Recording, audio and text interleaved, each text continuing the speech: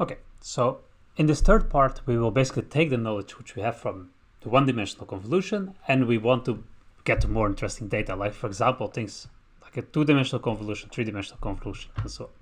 So the reason we want to go to more dimensions is because we want to just have, well, more interesting data to work with. Right? So, for example, if we look at images, so what we see is we already did that, right? So we went from our image and we saw, okay, this has 3 channels. We have this RGB. What we notice is that we basically go from 2 dimensions to 3 dimensions. Specifically, if we look at this example, the way we can think of this is we just sort of put the image into a 3-dimensional tensor. Okay, so immediately when we start working with this kind of data, we notice that our one-dimensional thing is not sort of sufficient anymore. Even more interesting, if you go to a video, right? To a video, you basically get a 4-dimensional tensor, right? So because you have basically a sequence of images, and then that becomes basically a sequence of tensors or a 4-dimensional tensor. And so in general, we want to work more with that kind of data. Now, the example which we will be starting with is this 5x5 image. Right, so we have just a matrix which is 5x5, and we have here certain pixel intensities. Now, we already mentioned we don't just have one of these matrices because we have multiple color channels. So also in this case here, the example which we're explaining, you have these 3 channels here. So the next thing which we want to do is we want to define our filters for this example.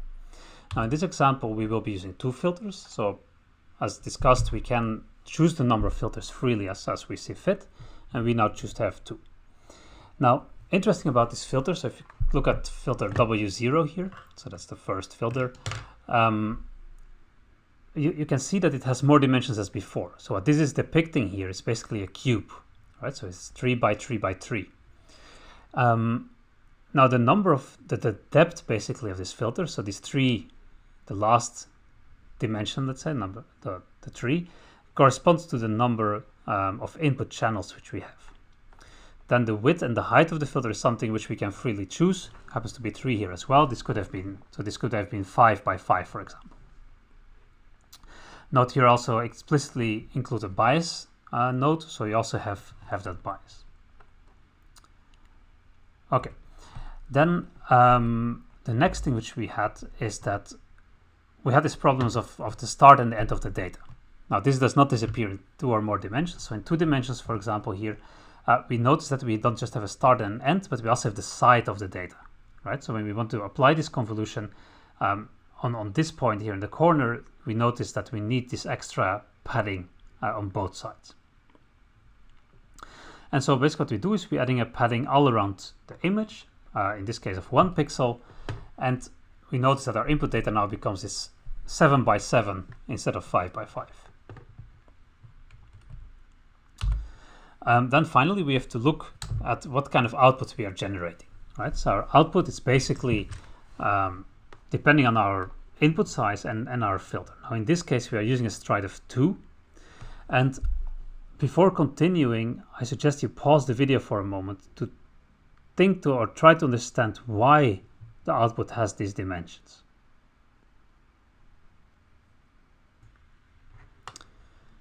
Okay, so what we will be looking at next is on how exactly these outputs are computed. So let's look at the first value of the output, right? So we are looking at this particular cell of the output, and now this is the output for the first filter. Okay, so we have this first filter which consists of all these 9 times 3, 27 weights, and the point is here that all these 27 weights are multiplied with the 27 input data points here to compute this one weight in the output volume, right? So we have just one output which is depending on these 27 multiplications, which are then summed together, and then also the bias is still added. So what that means is that you have all these, or you have this basically this big dot product just to compute at one value. Then we told that we will take a stride of 2, so we basically jump 2 positions to the right, and there we will be doing our next convolution. Again, we're applying all 27 weights on this position as well, multiplying everything together, summing up, adding the bias, and then we get the 1 output value. This way we continue, again, stride of 2, so we make a jump of 2 to the right here to compute that third output value.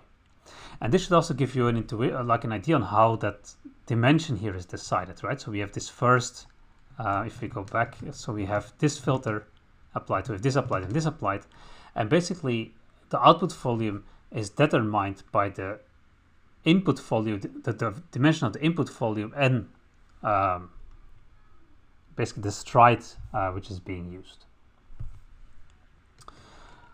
Okay, so the next thing which we have is that we did that first row. Once we go to the second row, we see that we also made a jump of 2 down, right? So the stride is basically, in this case, applied the same in both dimensions, which is quite common. You can also choose to do that differently in different dimensions, but typically it's the same in the different dimensions. And so this way we're basically going to apply that first filter to the complete data, and then we're going to get that output for the first filter. Exactly the same we're going to do for the second filter. So for the second filter, of course we use the values for the second filter, and we're going to apply it basically on the same data points as we did for the first filter. And this way, again, we take all the 27 numbers here, multiply it with all the 27 inputs, add the bias to it, and then get the value for that particular position. And so what we can now do is I'm just going to play this animation for a moment, so you can basically see how the convolution is moving over the complete input volume to create the output volume.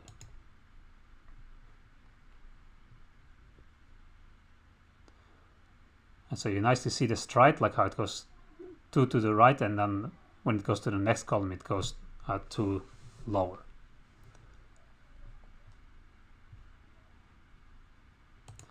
Okay, now we're back to the start. So basically, all these computations are happening, and then every time the complete filter is applied to always create 1 output value.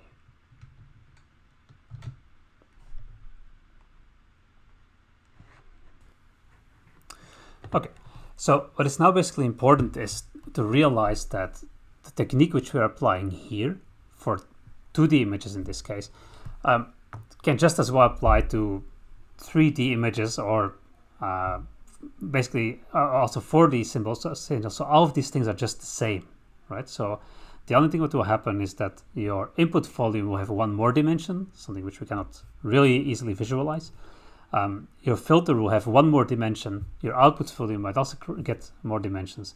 And so there is basically no real big change anymore, right? So you can work with 100 dimensions without any problems. It's just the same thing, applies over and over again. Okay, so let's look at a couple more interesting features. So one of them is something which we discussed before. So we discussed already a bit about equivariance, and especially in images that is important. All right, so the example which we have here is an image on which we can apply our 2D convolution as we had. In this case, it's a edge detection filter, and you basically detect certain features in the image here. Now, the interesting thing is that because the equivariance of the convolutions, when you first translate your input, so if we first move the image to the right and then apply our convolutional filter, we basically get the same output as we had here, but also shifted to the right. And that's extremely important because that means that when we have certain features occurring in our input, it doesn't matter where they occur, our filter rather will be able to detect it, right? So if we have a person in an image, it doesn't matter where in the image that person occurs, our system or our filter will be able to detect that this is a person. Now, this property is actually already sort of easily visible from the formal definition. So we already saw how the convolutional operator was defined. Now, if instead of just writing t, we also have this t0, right? So we basically do a shift of our image, and then we just fill in the formula. Then we can see that what we will get back in the end is just going to be the same result, but just shifted with the same amount. Now, that's interesting. So, right, it means that we can have our features occurring wherever, but especially for images, there is sort of more which we would want, right? So if you have a person in an image, and doing this kind of translation with going to the right and going up and down, that's interesting. But we also would like to have things like rotation, scaling. So we want to, like, if your person is upside down, we still want to be able to detect that this is a person. And unfortunately, the convolution doesn't really work for that, right? So when you're rotating your image, the filter will just not work anymore, right? So an upside down person will not be detected. And this is of course a sort of, well, this is of course a problem, right? Because we cannot work with it. Now, one thing which is done is to when training a convolutional neural network with images, for example, is to train it with permutations of your data, right? So you would take your image of a person and you would train your system with the original image, an image which has been rotated 90 degrees, which has been rotated 180 degrees, 270 degrees, and with all these samples, you would be training your system, right? So this way, you can basically make your system robust against rotations without changing your system. Now, this is not that cool, right? Because you basically have to train your data with a lot of let's say rotations of the same data in this case. So you're basically telling the system 1,000 times the same thing without really telling anything new. Now, one cool thing about convolutional neural networks is that even though they are not really made for it, right? So they are not really made for being able to work with rotations, they still sort of can. And the reason for this is that what this picture here is the visualization of the filters of a convolutional neural network for images, right? So these are the filters themselves.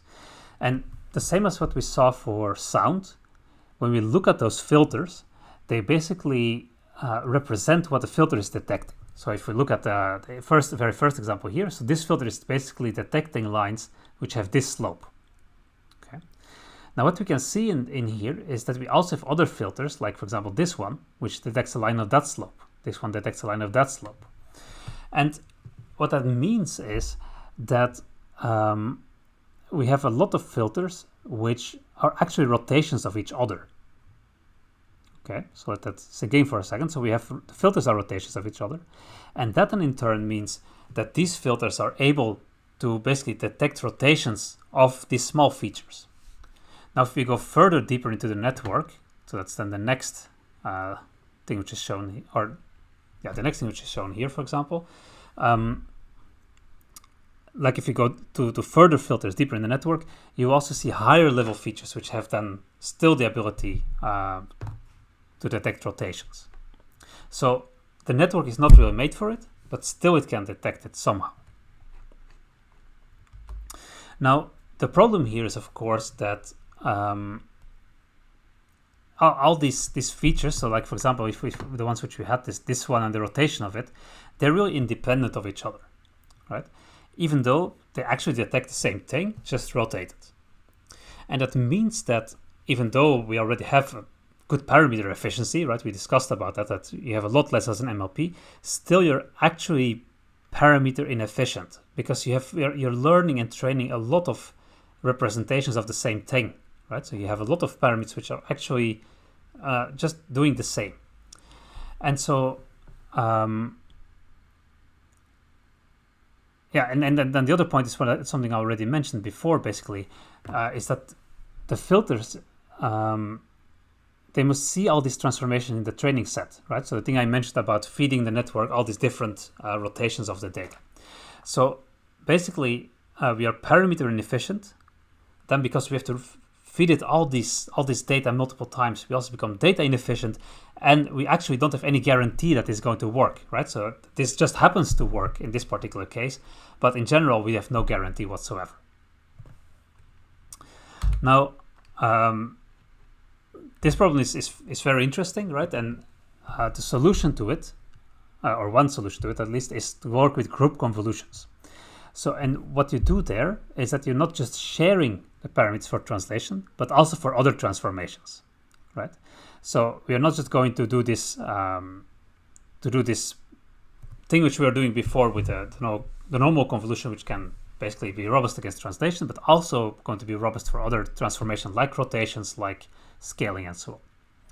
So what this is actually called is an extreme parameter sharing, right? So we share a lot of parameters between all these filters which can detect different rotations, for example, and we are going to work on systems which have an equivariance guarantee, right?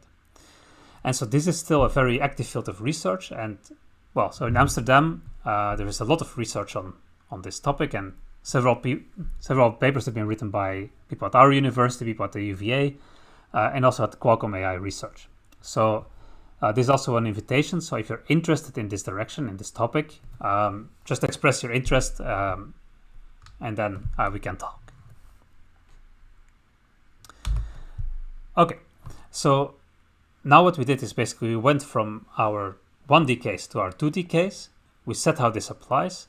Then we looked at some more features of equivariance, and what we would be doing next is look at examples of real-world convolutional neural networks.